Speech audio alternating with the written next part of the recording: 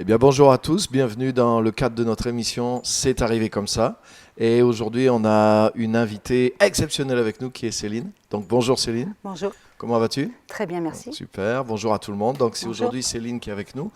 Et bah, Céline, je crois qu'il t'est arrivé quelque chose d'assez extraordinaire. Oui, oui, exact. Et donc, ben, on a soif d'entendre, d'écouter qu'est-ce qui s'est passé, comment tu as trouvé Dieu, comment tu as trouvé la foi et comment ta vie a changé.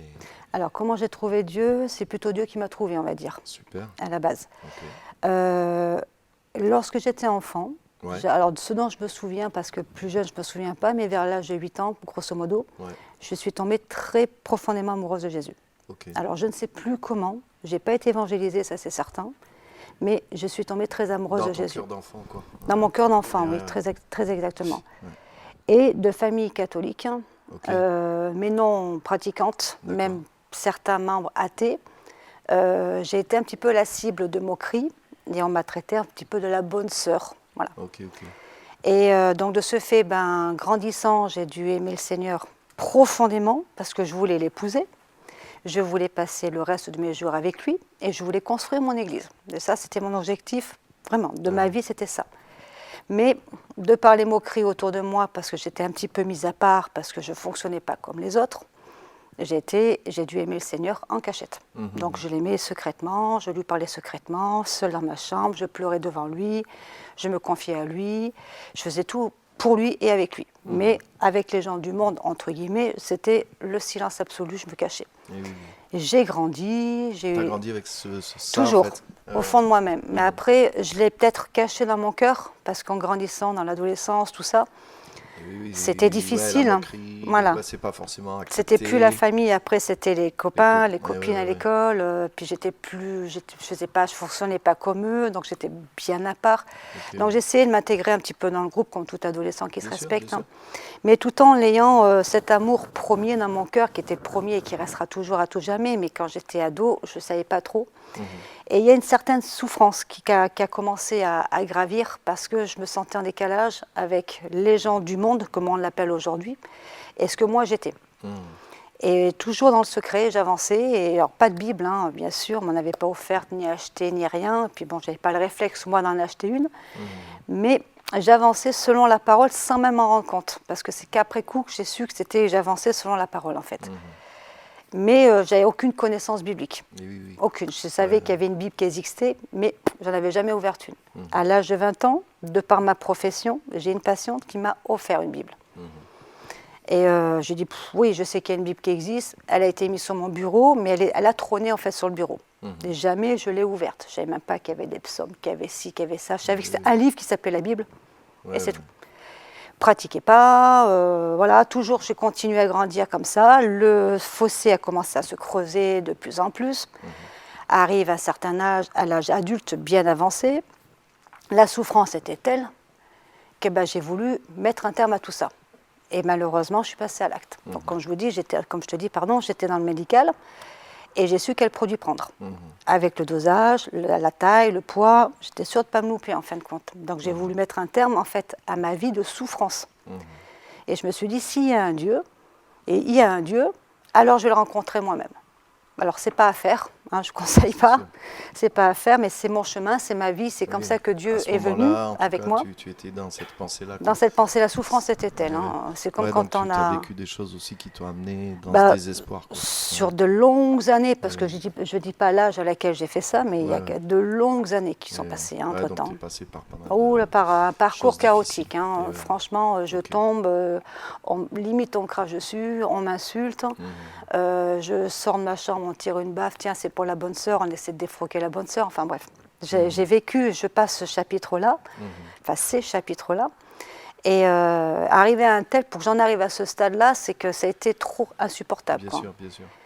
Et donc je suis passée à l'acte. Et bien évidemment, avec le dosage que j'ai pris, je suis tombée dans le coma, quoi. Ce qu'on appelle le soma comateux. Et là, c'est là où Dieu s'est manifesté puissamment, parce que j'étais dans ce dont je me souviens vraiment. Mais alors pour mettre des mots humains dessus, c'est difficile. J'ai essayé de faire du mieux que je peux. Je n'avais plus de corps, je n'avais plus de souffrance. ni physique, ni psychologique. Parce que quand on souffre psychiquement, il y a le corps aussi qui suit et qui souffre aussi. Là, les deux ne souffraient plus. Je me sentais comme portée, comme, on va dire, sur un nuage, mais c'est même pas ça, il n'y avait rien en fait. Je me sentais voilà, portée. J'étais dans un noir absolu, pas de bruit. Alors, j'ai pas vu personne, j'ai pas vu de tunnel avec de lumière, j'ai pas entendu ni vu de défunt, j'ai rien vu de tout ça. Mais par contre, je faisais partie du tout. Ça, je répète, je n'avais aucune connaissance biblique. Hein. J'étais, moi, comme une goutte d'eau dans l'océan. Voilà, je faisais partie du tout, et ce tout était moi, et moi, j'étais le tout. Donc, j'étais un mélange dans tout ça, et j'étais pas en panique. Parce que j'ai dit, ça y est, je suis morte, je suis rentrée à la maison. Je suis là où je voulais être, dans cette plénitude, parce que c'est vraiment la plénitude, parce que j'étais vraiment en paix. C'était vraiment une paix, mais comme je ne peux pas la décrire sur le monde humain. Plus de souffrance, plus rien. Et là, sur ma droite, oui, il y avait une force que je ne voyais pas, mais que je sentais puissamment, mais vraiment d'une puissance, encore une fois, indescriptible, d'un amour, mais je ne peux pas le décrire. C'est tellement fort, c'est un infini, c'est pas un amour humain quand on aime puissamment son enfant, etc. L'amour d'un père ou d'une mère qui est un amour puissant, c'est encore au-delà, c'était encore au-dessus de ça. Et il était inconditionnel. Et là, je me suis sentie face à un père, que je ne voyais pas, mais que c'était un père. Alors, j'ai omis de dire que mon père m'a abandonnée quand j'avais 8-9 ans. De 0 à 8 ans, je n'ai jamais eu l'occasion de le rencontrer, cette personne, donc je n'ai pas reçu l'amour d'un père, je ne sais pas ce que c'est. Et là, c'était l'amour d'un père. Donc un amour que je ne connaissais pas, que je n'avais jamais vécu. Donc je n'ai pas pu le dire dans mon inconscient, je revis un peu ce qui m'a été retiré, c'était vraiment pas possible, parce que je n'avais jamais connu l'amour d'un père. Et là, je savais que c'est mon père. Et je me dis, mais punaise, mais mon père ne m'a pas abandonné en fait, il est mort. Et le voilà, il est devant moi. Mais non, parce qu'on avait eu des contacts quand j'avais 20 ans. Donc il n'est pas mort. Alors j'ai dit, c'est qui cette personne devant moi? C'est qui cette personne devant moi qui fait que c'est un père? Alors j'ai dit, oh là là, j'ai des petites prendre trop de médicaments, c'est pas possible, je suis en train de, mon cerveau, il est en train de... Tu pensais toutes ces choses-là quand même? Ah oui, oui, ça va très très vite, hein, par contre, ça va très très vite. Et quand on est là-haut, il n'y a pas d'espace-temps. Il n'y a pas le avant, il n'y a pas le après, tout est maintenant. Complètement. C'est tout se joue maintenant en fait. Ce que j'étais maintenant, c'est ce que j'avais pensé avant, et ce que je serai plus tard, c'est ce que je pense maintenant. Il n'y a pas le lundi, le mardi, 1 heure, 2 heures, c'était tout maintenant. Tout allait très très vite en fait. En 1 seconde, c'était tout fait, quoi. Et sur ma gauche, j'avais une silhouette qui est apparue, une silhouette d'une personne. Je savais dans mon fond intérieur que c'était un homme. Tout ça, je ne peux pas vous l'expliquer avec des mots humains, te l'expliquer avec des mots humains, mais c'était un homme qui était là. Et c'était pas mon père, c'était un frère.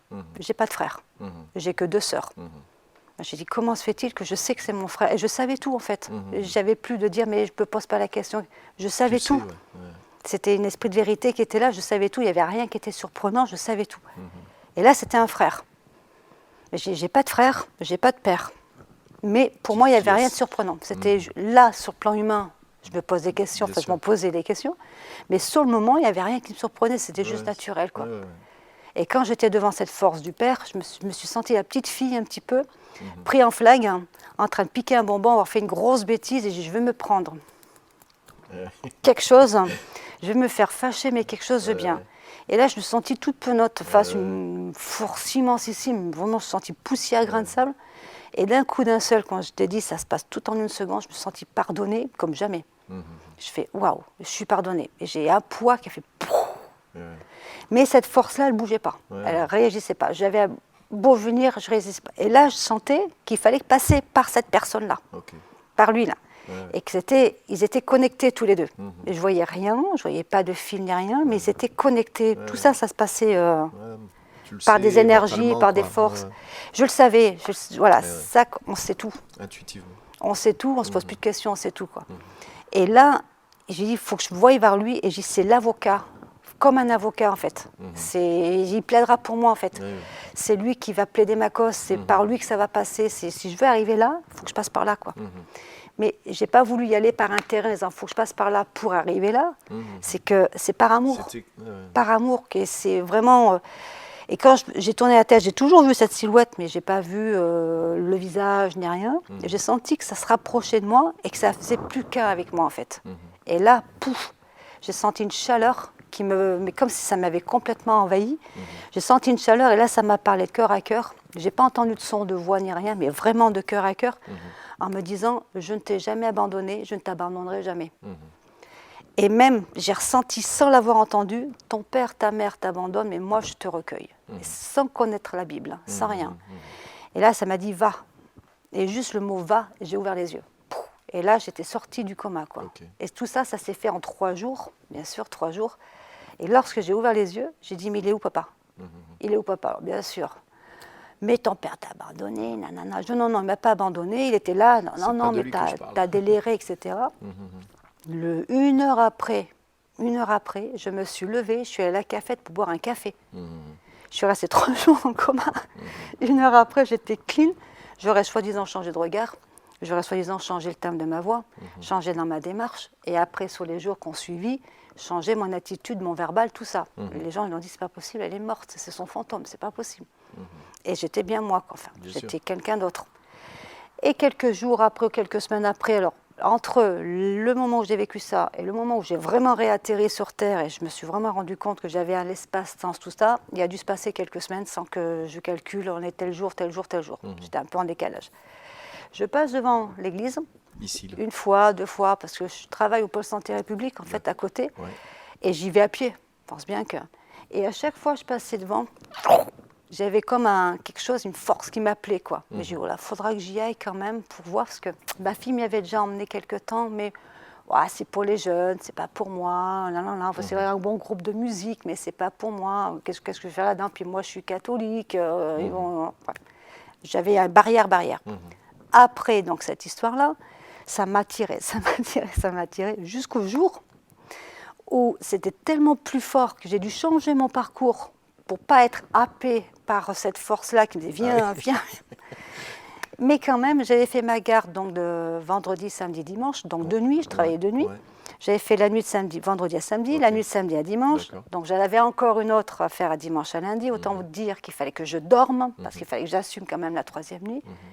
Samedi matin, dimanche matin, donc à 7h, je ne dormais toujours pas. À 8h du matin, je ne dormais toujours pas. À 9h, je tournais en rond, le cœur qui palpite. J'y vais. Et là, quelque chose dit, vas-y, maintenant. J'ai tapé du pied, j'ai mis le jean, les baskets, le sweat. Donc tu es venu au direct culte, ici, quoi. Sans dormir. Sans dormir. Bah oui, j'ai fait ma nuit. Et là, j'arrivais pas à dormir. De toute façon, je tournais. Et il y a quelque chose, le cœur palpitant. Tu as décidé à venir. Une force. Mais je ne pouvais pas la contrôler. Et j'ai été propulsée ici. Mais quand j'ai propulsé, c'est propulsé. Je ne me souviens pas de quand j'ai quitté mon appartement et que je suis arrivée jusqu'ici. J'arrive ici, avec bien évidemment un quart d'heure, minute de retard, parce que je pensais que vous commenciez à 10h30. D'accord. Je suis arrivée à 10h20. Okay. Et là, il y a le groupe de louanges. Tu n'es pas la seule. Surtout moi, j'ai une ponctualité suisse, j'arrive toujours à l'heure. D'accord.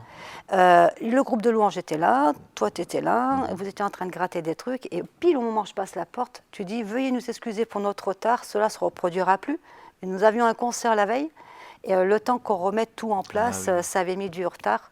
J'ai regardé l'heure, 10h20. J'ai dit, ils ont 20 minutes de retard, c'est pas la mort, etc. Je m'assois à croire que ça m'avait attendu. Le premier chant, baum, je t'abandonnerai point, viens mon enfant, enfin je ne sais plus le chant que c'était, c'était exactement les mots que j'avais entendus texto dans mon coma. Et j'ai observé après, parce que je me suis dit, jamais plus je quitterai cette église, parce que c'est vraiment là où Dieu m'a implanté, il m'a appelé là. Là, c'est vraiment une force qui m'a poussé là. Alors autant dire que j'ai eu des obstacles, des gens qui ont quitté l'église, qui ont voulu que je quitte l'église, quitte cette église, etc. Il y a toujours une force qui m'a dit non, reste là où je t'ai implanté, reste là où je t'ai implanté. Et je n'ai jamais quitté, sauf quand je travaille, sauf quand je partais dans l'Ardèche. Mais le message était texto que j'ai reçu dans mon coma. Et j'ai observé après, sur les mois et les années, ça fait quand même quelques années maintenant que je suis là, jamais plus le groupe de louanges n'a eu autant de retard. 10 minutes maximum, 8 minutes maximum, mais jamais plus. Donc là, c'est vraiment comme si ça m'avait attendu. Des signes qui étaient là. Là, c'était vraiment pile poil, quoi. Et à partir de là, donc, tu as commencé à découvrir plus... ah oui, là, j'ai découvert la parole. Compte qui étaient ces personnages alors, après, j'arrive pile poil, il y a un super groupe, génial. Ouais. Après, j'ai grandi tout doucement. Après, on m'a interpellée, on m'a fait rentrer dans un groupe de prière, cellule, etc. Et là, j'ai découvert la parole, en fait. Et en écoutant les cultes tous les dimanches fidèlement, j'ai découvert la parole. Donc, cette fameuse Bible donc qu'on m'avait offerte, que j'étais dépoussiérée, cherchée, etc. Et c'est là que je tombe sur le psaume 27:10, ton père et ta mère t'abandonnera, moi je te recueillerai. Je tombe sur le Ésaïe 54 que tu m'as gentiment confirmé derrière. À présent, je te donne cette verset, c'est Dieu qui te donne. Et c'était ce que j'avais reçu quelques jours avant, le verset où tu seras mon époux, je serai ton époux. De A à Z, c'est exactement ma propre vie, de la première lettre au point. J'ai l'impression que ce livre a été écrit pour moi, quoi. Ce qui est vrai. Au début, je venais juste d'arriver, mais il a été écrit pour... C'est ma vie qui est écrite dans ce livre. Et alors là, après, je me suis mis à le lire, à le dévorer. Je tombe sur Josué 1,5 où il est dit « Je t'abandonnerai point, je te délaisserai point ». Alors là, j'ai dévoré la parole. Là, j'ai dévoré la louange, je suis dedans, je suis là... Et j'ai découvert tout ce qui est les psaumes, tout ce qui était les paroles, les proverbes, les paroles de sagesse. Bien sûr.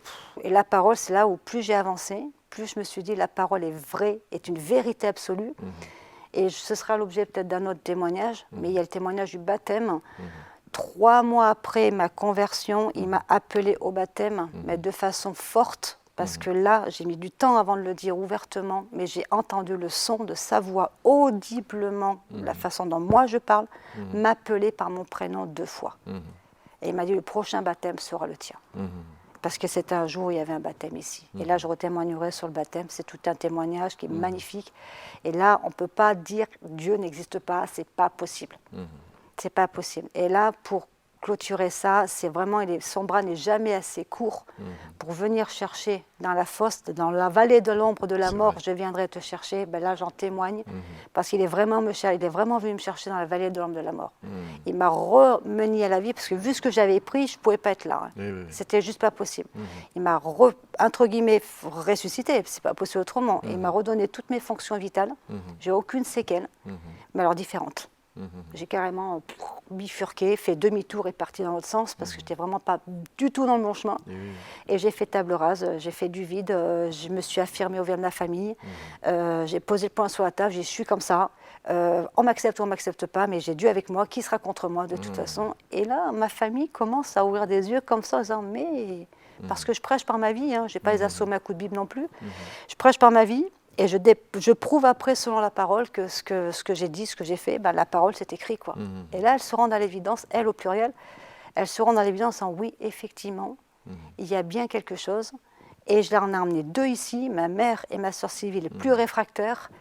Et il y en a une troisième, là, qui commence sérieusement, qui est l'athée de la famille, qui commence sérieusement à poser des questions. En disant, il y a bien quelque chose.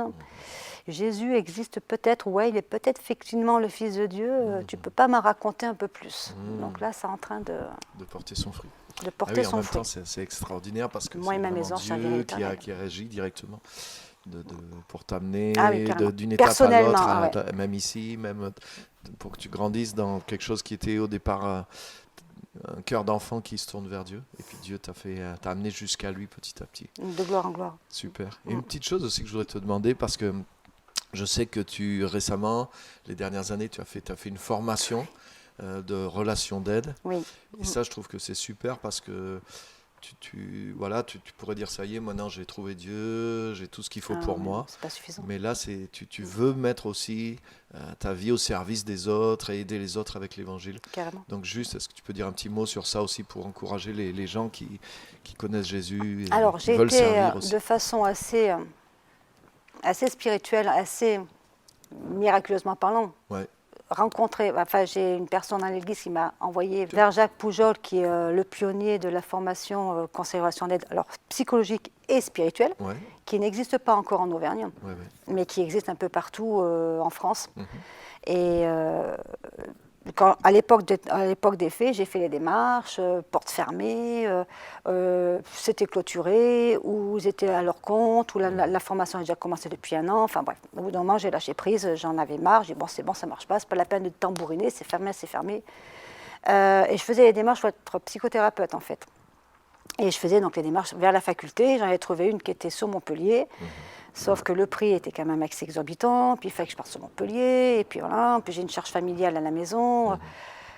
Désespérément, j'éteins mon ordinateur, j'ai dit « Oh, flûte, je ne pourrais pas faire ça », mais c'est où est mon chemin en fait. Parce que moi je lui parle beaucoup. Alors je prie pas, je prie aussi à genoux par terre, mais je prie aussi en permanence parce que je lui parle tout le temps. Pourtant, la prière pour moi c'est une respiration. C'est parler à Dieu. Et je lui parle tout le temps. Et là je dis, bon Seigneur, si tu as un chemin pour moi, alors ouvre les portes parce que celle-ci, c'est le bunker là, c'est fermé. Et je le sentais vraiment pas du tout, parce que moi je ressens tout intuitivement, et là je ne sentais pas, mais quand même j'y suis allée têtue comme je suis. Et là je vais pour être à mon ordinateur, bling, la page qui s'ouvre du centre de formation, avec le bon pasteur, avec le bon endroit, et j'avais pas fait les démarches. Et c'était les démarches que j'avais fait il y a 2 ans en arrière. Je dis, comment ça se fait que... Et puis pile poil, j'ai dû recevoir ça le 14-15 mai, et les inscriptions étaient du 1er au 30, de la même année. Il y a une session qui commençait donc de 16 à 19. J'ai appelé mon fils quand même, je suis en train de rêver, je suis en train d'halluciner, il y a un truc qui se passe, ça s'est ouvert tout seul sur mon ordinateur, c'est pas possible. Et mon fils a bien confirmé que c'était bien la bonne période, qu'il fallait donc foncer. C'était maintenant. Alors là, je me suis dit, voilà, c'est dans l'Ardèche, il faut que je parte 400 km régulièrement par mois, avec mon travail à plein temps, comment je vais faire tout ça? Je n'ai même pas cherché à réfléchir, j'ai rempli le bon, et hop, je dis, si c'est la volonté de Dieu, alors les portes vont s'ouvrir. Et tu as fait la formation? J'ai envoyé, il y avait Nantes, Paris, Ardèche, j'ai envoyé partout, même Paris, je serais partie, quoi. Ils m'ont répondu 48 heures après. Ils ont accepté ma demande. Et sans réfléchir, j'ai dit oui. Sans réfléchir aux conditions, l'engagement que ça allait impliquer, parce que c'est quand même 3 ans. C'est quand même une formation assez conséquente en psychologie et en spiritualité. Sachant qu'elle n'avait pas sur Clermont-Ferrand comment je fais après une fois diplômée. Mais je n'ai pas cherché à comprendre. J'ai foncé parce que je l'avais vraiment dans le cœur et c'est ce que vraiment je voulais faire. Et je suis partie donc ces 3 ans en formation. Et là, j'ai fait des belles rencontres. J'ai rencontré des amis qui m'ont hébergé sur place. Toutes les portes se sont ouvertes. Alors au début, c'était un petit peu difficile parce que je ne connaissais pas. Et après, les gens m'ont invité. Donc maintenant, je suis amie avec eux. Maintenant, je peux y aller quand je veux. J'y vais, j'y reste le temps que je veux. J'ai rencontré une autre église qui fonctionne différemment, mais très bien aussi. J'ai rencontré d'autres pasteurs, des personnes qui sont de la même foi que moi, des témoignages aussi, dont une qui a quasiment copié-collé le même que moi. Donc je me suis dit, c'est pas un délire de ma part, parce que Dieu fonctionne comme ça, parce qu'il a fonctionné comme ça dans la vie d'une autre personne qui elle s'occupe des masters en conseil et relation d'aide. Et donc cette formation, elle a duré 3 ans sur l'Ardèche, et c'est une formation donc, de conseiller en relation d'aide psychologique et spirituelle. Et donc j'ai jamais validé. Je l'ai validé. Et tout ça parce fini. que tu as envie de maintenant d'aider d'autres d'aider personnes, d'autres de sur le plan psychologique, spirituel, parce que c'est quand même important la psychologie et la spiritualité. Bien sûr. Et j'arriverai à attraper les personnes, si je peux me permettre de parler ainsi. S'ils n'arrivent pas sur la spiritualité, les attraper sur le spirituel, sur la psychologie et les amener à la spiritualité. Pouvoir les aider. Et avoir un double casquette en fait, un savoir observer les gens, avoir le discernement, observer le non-verbal, savoir où je vais, comment je dois aller, avec la prudence qu'il faut, avec les connaissances que j'ai, que ce soit psychologiquement ou spirituellement parlant, et pour pouvoir bien les entourer après, et pour les monter après, les donner à Jésus qui après prendra le relais, quoi. C'est pour être complète en fait, et j'ai jamais dit j'en ferai un métier. Tout le monde dit tu peux ouvrir un cabinet avec ça, il te suffit juste de faire ci et ça. Je dis non, je ne veux pas ouvrir un cabinet, je ne veux pas que ce soit professionnel, je veux que ce soit mon ministère, je veux servir gratuitement pour le Seigneur. Et on dit, tu fais un tel investissement pour ça? Ah oui. Et s'il faut continuer, je continue. Et je continue d'ailleurs. Je continue. Je suis encore en train de continuer. Eh ben, merci beaucoup, Céline. Mais je t'en prie, avec plaisir. C'est un beau parcours et qui est en cours encore. Parce que tu vas maintenant pour redonner aux autres. Donc c'est super, bravo. Et que le Seigneur te bénisse. Et merci à tous d'avoir suivi. Et je pense qu'il y a beaucoup de choses à retirer de cette histoire qui est passionnante. Donc à bientôt à tous. Merci. Merci.